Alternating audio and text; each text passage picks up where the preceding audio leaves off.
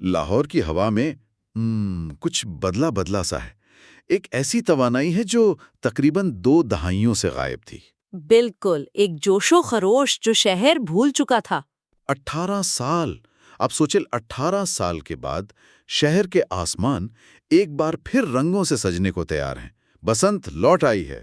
اور یہ صرف ایک تہوار کی واپسی نہیں ہے۔ نہیں، یہ ایک پوری نسل کے لیے پہلا موقع ہے کہ وہ اس جادو کو خود اپنی آنکھوں سے دیکھیں گے جس کی انہوں نے صرف کہانیاں سنی تھیں۔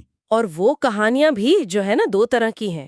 ایک طرف رنگ، خوشی اور بہار کا جشن ہے، تو دوسری طرف وہ تلخ یادیں ہیں جن کی وجہ سے اس پر پابندی لگی۔ صحیح۔ آج ہم اسی 2 طرفہ تصویر کا گہرائی سے جائزہ لے رہے ہیں۔ ہمارے پاس سرکاری نوٹیفیکیشنز ہیں، تاریخی تحقیق ہے، اور لوگوں کے جو تاثرات ہیں وہ بتاتے ہیں کہ یہ واپسی جتنی پرجوش ہے اتنی ہی پیچیدہ بھی ہے۔ بالکل۔ تو ہمارا مقصد صرف یہ بتانا نہیں کہ بسنت واپس آ گئی ہے، بلکہ یہ سمجھنا ہے کہ اس واپسی کا اصل مطلب کیا ہے۔ کیا یہ صرف پرانی یادوں کو تازہ کرنے کی کوشش ہے؟ یا اس کے پیچھے کوئی بڑا ثقافتی اور معاشی منصوبہ بھی ہے؟ اور سب سے بڑا سوال، کیا لاہور اس بار تیار ہے؟ تو پھر دیکھتے ہیں کہ اس بار کیا ہو رہا ہے۔ چلے شروع کرتے ہیں۔ تو حکومت پنجاب نے وزیر اعلیٰ مریم نواز کی منظوری سے لاہور میں 6 سے 8 فروری تک مطلب 3 دن کے لیے بسنت کی اجازت دے دی ہے۔ لیکن جو چیز مجھے سب سے زیادہ دلچسپ لگی وہ یہ ہے کہ یہ کوئی عام اعلان نہیں ہے۔ نہیں، بالکل نہیں۔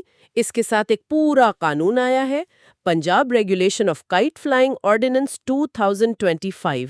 ہاں، مطلب صاف ہے کہ یہ وہ پرانی والی بے لگام بسنت نہیں ہوگی۔ بے لگام تو بالکل نہیں ہوگی۔ یہ ایک انتہائی منظم اور آپ کہہ سکتی ہیں کنٹرول شدہ بسنت ہے۔ حکومت نے ماضی کی ہر غلطی سے سبق سیکھنے کی کوشش کی ہے۔ اچھا، میں نے بھی دیکھے ہیں اور ان کی تفصیل مطلب حیران کن ہے۔ میرا خیال ہے سب سے بڑا چکر تو ڈور کو قابو کرنا ہوگا۔ کیمیکل والی ڈور ہی تو اصل مسئلہ تھی۔ آپ نے بالکل صحیح پکڑا۔ حکومت نے اس بار ڈور کے معاملے میں کوئی رعایت نہیں برتی۔ تو کیا اصول ہیں اس کے لیے؟ دیکھیں، صرف سوتی دھاگے سے بنی ڈور کی اجازت ہے، اور اس میں بھی 9 سے زیادہ دھاگے نہ ہوں، اور اس پر بھی صرف ہلکا شیشہ لگا ہو۔ کسی بھی قسم کی دھاتی، نائلون یا کیمیکل والی ڈور پر مکمل پابندی ہے۔ یہاں تک کہ پتنگوں کے سائز بھی طے کر دیے گئے ہیں، پتنگ اور گڈا کے سائز بھی۔ اور صرف یہی نہیں بلکہ اب ہر کوئی پتنگ اڑا بھی نہیں سکتا۔ عمر کی حد بھی مقرر کی گئی ہے نا؟ جی، صرف 18 سال یا اس سے زائد عمر کے افراد کو اجازت ہے، اور یہ بہت اہم نکتہ ہے۔ کیوں؟ کیونکہ اگر کوئی کم عمر بچہ خلاف ورزی کرتا پایا گیا تو اس کے والدین یا سرپرست قانونی طور پر ذمہ دار ہوں گے، اور جرمانہ بھی معمولی نہیں، 50,000 روپے سے لے کر 1,00,000 روپے تک ہو سکتا ہے۔ واہ، مطلب ذمہ داری والدین پہ ڈالی جا رہی ہے۔ بالکل، مقصد یہ ہے کہ والدین اپنے بچوں پر نظر رکھیں۔ اچھا، اس سب کو یقینی بنانے کے لیے ایک QR کوڈ سسٹم بھی لایا گیا ہے۔ یہ کیا سین ہے؟ یہ اس پورے نظام کی جو ہے نا بنیاد ہے۔ ہر منظور شدہ پتنگ اور ڈور کی پینی پر ایک QR کوڈ ہوگا۔ اسکین کرنے کے لیے؟ جی، جسے اسکین کر کے بنانے والے اور بیچنے والے کی شناخت کی جا سکتی ہے۔ یہ ایک طرح سے ہر پتنگ اور ڈور کا اپنا شناختی کارڈ ہوگا۔ یہ تو بہت جدید سوچ ہے۔ یہ صرف حفاظت کے لیے نہیں ہے، یہ ایک پورا معاشی ماڈل بھی بنا رہا ہے۔ حکومت اس سے نہ صرف غیر قانونی ڈور بنانے والوں کو پکڑ سکتی ہے، بلکہ منظور شدہ کاریگروں کی ایک پوری انڈسٹری کو فروغ بھی دے سکتی ہے۔ صحیح۔ یہ ٹیکنالوجی کا ایک ایسا استعمال ہے جو شاید 2007 میں ممکن ہی نہیں تھا۔ بالکل۔ اور اگر کوئی اس نظام کو دھوکہ دینے کی کوشش کرتا ہے یا ان قانونوں کو توڑتا ہے، سزائیں تو ناقابل یقینت تک سخت ہیں۔ بہت سخت ہیں۔ 5 سال تک قید اور 50 لاکھ روپے تک جرمانہ۔ 50 لاکھ! یہ تو کسی سنگین جرم کی سزا لگتی ہے۔ اور حکومت یہ واضح کر رہی ہے کہ یہ صرف دھمکی نہیں ہے۔ ہمارے ذرائع کے مطابق تہوار سے پہلے ہی پولیس 600 سے زائد FIR درج کر چکی ہے، اور سینکڑوں گرفتاریاں بھی ہوئی ہیں۔ اچھا، تو ایکشن پہلے ہی شروع ہو چکا ہے۔ جی، اس سے حکومت کی سنجیدگی کا اندازہ ہوتا ہے۔ وہ اس بار کوئی موقع نہیں دینا چاہتے۔ اور یہ سنجیدگی ضروری بھی تھی، کیونکہ جس وجہ سے 2007 میں پابندی لگی تھی وہ کوئی معمولی بات نہیں تھی۔ وہ حادثات آج بھی لوگوں کے ذہنوں میں تازہ ہیں۔ بالکل. ہم اکثر بسنت کے رنگوں کی بات کرتے ہیں لیکن اس کے خون آلود پہلو کو بھول جاتے ہیں. 2000 کی دہائی کے اوائل میں یہ تہوار ایک خونی کھیل بن گیا تھا. ہاں، میں نے بھی سنا ہے. تیز دھاتی اور کیمیکل لگی ڈور سے موٹر سائیکل سواروں کے گلے کٹنا ایک عام سا واقعہ بن گیا تھا. چھتوں سے گر کر ہلاکتیں، ہوائی فائرنگ، ماحول ناقابل یقین حد تک خطرناک ہو گیا تھا. ہمارے ذرائع میں ایک صاحب نے اپنے بچپن کا ایک واقعہ بتایا جو رونگٹے کھڑے کر دیتا ہے. ان کے والدین کہتے تھے باہر مت جاؤ، بسنت ہے، لوگوں کے گلے کٹ رہے ہیں. سوچیں ذرا. ایک تہوار جس کا تعلق خوشی سے ہونا چاہیے، اس کے ساتھ ایسا خوف جڑ گیا تھا.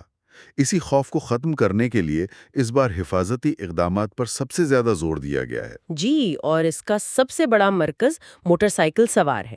ان کے تحفظ کے لیے تمام موٹر سائیکلوں پر سیفٹی اینٹینا لازمی قرار دیا گیا ہے. حکومت اپنی طرف سے کچھ کر رہی ہے اس کے لیے؟ جی، وہ 1 ملین اینٹینا تقسیم بھی کر رہی ہے. لیکن یہیں پر ایک سوال اٹھتا ہے. لاہور میں رجسٹرڈ موٹر سائیکلوں کی تعداد ذرائع کے مطابق 5.6 ملین ہے. ہاں، تعداد بہت زیادہ ہے. تو 1 ملین اینٹینا تو اس تعداد کا 20% بھی نہیں بنتا. یہ فرق بہت بڑا ہے. کیا یہ کافی ہوگا؟ یہ ایک بہت اہم نقطہ ہے اور انتظامیہ بھی اس سے واقف ہے. اسی لیے یہ صرف ایک نکاتی حل نہیں ہے، یہ ایک کثیر الجہتی منصوبہ ہے. اچھا، تو اور کیا ہو رہا ہے؟ اسی کمی کو پورا کرنے کے لیے شہر کو خطرے کے حساب سے 3 زونز میں تقسیم کیا گیا ہے: ریڈ، یلو اور گرین. مطلب رسک کے حساب سے؟ بالکل. اندرون شہر جہاں گلیاں تنگ ہیں اور پتنگ بازی سب سے زیادہ ہوتی ہے، اسے ہائی رسک ریڈ زون قرار دیا گیا ہے. یہاں سب سے زیادہ سخت نگرانی ہوگی. اور جو سب سے بڑا اور شاید سب سے متاثر کن قدم ہے وہ ہے مفت پبلک ٹرانسپورٹ. یہ تو گیم چینجر ہو سکتا ہے. بالکل ہو سکتا ہے. حکومت کا مقصد ہے کہ لوگ اپنی موٹر سائیکلیں گھروں پر چھوڑ دیں. بسنت کے تینوں دن اورنج لائن میٹرو بس اور دیگر بس سروسز مکمل طور پر مفت ہوں گی. واہ! یہی نہیں بلکہ 5000 رکشے بھی شہریوں کو مفت سفر کی سہولت فراہم کریں گے. یہ تو ایک بہت بڑی لاجسٹیکل کوشش ہے. جی، جس کا مقصد سڑکوں پر موٹر سائیکلوں کی تعداد کو کم سے کم کرنا ہے. اس کے علاوہ ایمرجنسی خدمات کا بھی ایک پورا جال بچھایا گیا ہے. 4000 سے زیادہ پولیس اہلکار، ہسپتالوں میں ایمرجنسی اور سیف سٹی اتھارٹی کے ڈرون کیمروں سے 24 گھنٹے نگرانی. یہ منصوبہ کاغذ پر تو بہت متاثر کن لگتا ہے، لیکن لاہور جیسے بڑے اور بے ہنگم شہر میں اسے زمین پر نافذ کرنا ایک بہت بڑا چیلنج ہوگا. چیلنج تو یقیناً ہے، لیکن یہ ایک جامع منصوبہ ہے جو ظاہر کرتا ہے کہ انتظامیہ نے ماضی کے ہر مسئلے پر غور کیا ہے. کامیابی کا انحصار اس بات پر ہوگا کہ شہری کتنا تعاون کرتے ہیں. صحیح. تو حفاظت کا یہ فریم ورک بہت بڑا ہے، لیکن یہ سب کچھ اسی لیے کیا جا رہا ہے تاکہ اس تہوار کی روح کو واپس لایا جا سکے. بسنت صرف پتنگ بازی نہیں، یہ بہار کی آمد کا جشن ہے، ایک ثقافتی ورثہ ہے. اور اس کی جڑیں بہت گہری ہیں. کچھ لوگ اسے ویساکھی کے تہوار سے جوڑتے ہیں.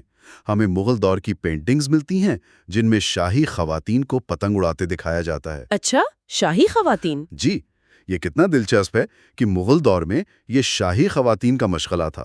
آج ہم اسے ایک عوامی تہوار سمجھتے ہیں، لیکن اس کی جڑیں تو شاہی دربار سے جڑی ہیں. اور یہ صرف ایک عوامی تہوار ہی نہیں تھا. اسی کے دہائی میں تو لاہور میں پتنگ بازی کے باقاعدہ مقابلے ہوتے تھے. جی، استاد جلال اور خلیفہ حضورہ جیسی ٹیمیں مشہور تھیں. یہ ایک منظم کھیل کی حیثیت رکھتا تھا جس کے اپنے اصول اور ہیروز تھے. اور اب اس کی واپسی کے ساتھ ہی ثقافت کے ساتھ ساتھ معیشت کا پہیہ بھی اتنی تیزی سے گھوم رہا ہے کہ تصور کرنا مشکل ہے. اعداد و شمار واقعی حیران کن ہیں. لاہور کے ہوٹل مکمل طور پر بک ہو چکے ہیں. اور سب سے دلچسپ بات، اندرون شہر کی چھتیں ہیں. یہ 50,000 روپے سے لے کر لاکھوں روپے میں کرائے پر دی جا رہی ہیں. یہ تو ایک طرح سے لاہور کی اپنی ایک الگ ہی اکانومی چل پڑی ہے، ایک طرح کا Airbnb for rooftop سمجھ لیں. بالکل. سوچیں ان پرانے گھروں کے مالکان کے لیے یہ کتنی بڑی آمدنی ہے جن کی چھتیں سال بھر خالی رہتی ہیں. اور اس کا فائدہ صرف بڑے کاروباریوں یا گھروں کے مالکان کو نہیں ہو رہا. یہ معاشی سرگرمیاں جو ہے نا، نیچے تک پہنچ رہی ہیں. ڈھول بجانے والوں، پھول فروشوں اور دیگر دہاڑی دار مزدوروں کے لیے روزگار کے نئے مواقع پیدا ہوئے ہیں. تو مطلب چھوٹے پیمانے پر بھی لوگوں کو فائدہ ہو رہا ہے. بہت زیادہ. دکانداروں کے مطابق اب تک 4 لاکھ سے زیادہ منظور شدہ پتنگیں فروخت ہو چکی ہیں. یہ ایک پوری انڈسٹری ہے جو راتوں رات دوبارہ زندہ ہو گئی ہے. اور جب مانگ اتنی زیادہ ہو تو قیمتیں تو بڑھیں گی۔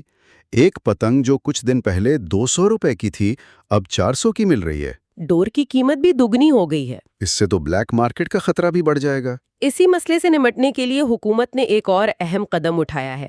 قیمتوں کو قابو میں رکھنے کے لیے صرف لاہور ہی نہیں بلکہ فیصل آباد، قصور، شیخوپورہ اور ملتان میں بھی منظور شدہ سامان بنانے کی اجازت دی گئی ہے۔ اچھا، تو سپلائی بڑھا دی ہے؟ جی، یہ ایک اسٹریٹجک فیصلہ ہے تاکہ سپلائی چین مستحکم رہے اور کوئی ایک شہر مارکیٹ پر قبضہ نہ کر لے۔ اس سے پورے خطے کی معیشت کو فائدہ ہو رہا ہے۔ تو ایک طرف یہ زبردست معاشی سرگرمی اور ثقافتی جوش و خروش ہے، لیکن دوسری طرف شہر میں ایک بے چینی اور تقسیم بھی نظر آتی ہے، خاص طور پر نسلوں کے درمیان۔ بالکل، نوجوان نسل جو پہلی بار بسنت کا تجربہ کر رہی ہے وہ تو بس دیوانی ہو رہی ہے۔ ہمارے ایک ذریعے میں 25 سالہ آیت نور کا کہنا ہے، یہ میری پہلی بسنت ہوگی جسے میں اپنی آنکھوں سے دیکھوں گی۔ یہ جذبہ بہت سے نوجوانوں میں مشترک ہوگا، ان کے لیے یہ ایک نئی چیز ہے۔ جی، لیکن پرانی نسل جس نے حادثات دیکھے ہیں وہ محتاط ہے۔ اور حکومت بھی اس جوش کو قابو میں رکھنے کی کوشش کر رہی ہے۔ تہوار کو غیر سیاسی اور غیر متنازع رکھنے کے لیے کچھ عجیب و غریب اقدامات بھی کیے گئے ہیں۔ یہ بہت دلچسپ ہے۔ پتنگوں پر سیاسی اور مذہبی مواد پر مکمل پابندی ہے۔ آپ کسی سیاسی جماعت کے جھنڈے، کسی لیڈر کی تصویر یا کسی بھی مذہبی علامت والی پتنگ نہیں اڑا سکتے۔ یہ فیصلہ کیوں کیا گیا؟ یہ خاص طور پر تب کیا گیا جب سوشل میڈیا پر عمران خان کی تصویر والی پتنگوں کی تصاویر سامنے آئیں۔ حکومت اس تہوار کو کسی بھی سیاسی اکھاڑے میں تبدیل نہیں ہونے دینا چاہتی۔ اور صرف پتنگیں ہی نہیں، موسیقی پر بھی پابندی ہے۔ 132 پنجابی گانوں کو نازیبا قرار دے کر ان کے بجانے پر پابندی لگائی گئی ہے۔ اس کا مقصد شاید یہ ہے کہ تہوار کا ماحول خاندانی اور مہذب رہے، لیکن یہ سوال بھی اٹھتا ہے کہ ثقافت کو کنٹرول کرنے کی یہ کوشش کہاں تک کامیاب ہو سکتی ہے؟ صحیح۔ اور ایک اور تنازع جغرافیائی حدود کا ہے۔ یہ جشن صرف لاہور تک محدود ہے۔ جی، اور راولپنڈی جیسے شہروں کے رہائشی جہاں بسنت کی اپنی ایک پرانی اور مضبوط روایت رہی ہے، وہ اسے امتیازی سلوک سمجھ رہے ہیں۔ ان کا سوال ہے کہ اگر لاہور میں حفاظتی اقدامات کے ساتھ بسنت ہو سکتی ہے تو ان کے شہر میں کیوں نہیں؟ تو عوامی رائے واضح طور پر منقسم ہے۔ ایک طبقہ ہے جو اسے اپنی ثقافت کی واپسی کہہ کر حکومت کے اس قدم کو سراہ رہا ہے۔ وہ اسے ایک جرأت مندانہ فیصلہ سمجھتے ہیں۔ لیکن دوسرا طبقہ اب بھی شکوک و شبہات کا شکار ہے، اور ان کا بنیادی سوال وہی ہے، کیا مزید ہلاکتیں ہوں گی؟ یہ خوف اب بھی موجود ہے۔ یہ ایک فطری رد عمل ہے۔ 18 سال کا وقفہ اور ماضی کے تلخ تجربات لوگوں کے ذہنوں سے اتنی آسانی سے نہیں مٹ سکتے۔ یہ اعتماد بحال کرنے میں وقت لگے گا۔ تو خلاصہ یہ ہے کہ بسنت کی واپسی ایک بہت بڑا سماجی اور انتظامی تجربہ ہے۔ یہ ایک محبوب ثقافتی روایت کو دوبارہ زندہ کرنے کی کوشش ہے، لیکن اس بار ماضی کی غلطیوں سے بچنے کے ایک مضبوط عزم کے ساتھ۔ یہ صرف ایک تہوار نہیں، یہ ایک امتحان ہے۔ کس چیز کا امتحان؟ یہ شہری ذمہ داری اور انتظامی صلاحیتوں دونوں کا امتحان ہے۔ کیا ایک معاشرہ روایت اور جدید حفاظتی ضوابط کے درمیان توازن قائم کر سکتا ہے؟ بسنت 2026 کی کامیابی یا ناکامی جو ہے نا، صرف ان 3 دنوں پر منحصر نہیں بلکہ یہ اس تہوار کا مستقبل طے کرے گی۔ مطلب اگر یہ کامیاب ہو گئی تو شاید یہ روایت دوبارہ مستقل طور پر بحال ہو جائے، ورنہ شاید یہ آخری کوشش ہو۔ اور آخر میں ایک سوچنے کی بات، ہمارے ذرائع کے مطابق 8 فروری کو تہوار ختم ہونے کے بعد بھی لاکھوں شاید کروڑوں روپے کی پتنگیں اور ڈوریں لوگوں کے پاس بچ جائیں گی۔ جی، یہ تو ہوگا۔ لیکن 9 فروری سے پابندی دوبارہ پوری سختی سے نافذ ہو جائے گی۔ تو اس سارے سامان کا کیا ہوگا؟ کیا 3 دن کی یہ منظم ثقافتی بحالی پورے سال کے لیے قانون نافذ کرنے کا ایک نیا اور شاید پہلے سے زیادہ مشکل چیلنج پیدا نہیں کرے گی؟ یہ ایک بہت بڑا سوال ہے۔ لوگ یہ سامان کہاں چھپائیں گے، اور کیا وہ اسے اگلے سال تک محفوظ رکھیں گے یا چوری چھپے اڑانے کی کوشش کریں گے؟ یہ جشن اپنے پیچھے ایک نیا قانونی درد سر چھوڑ کر جا سکتا ہے۔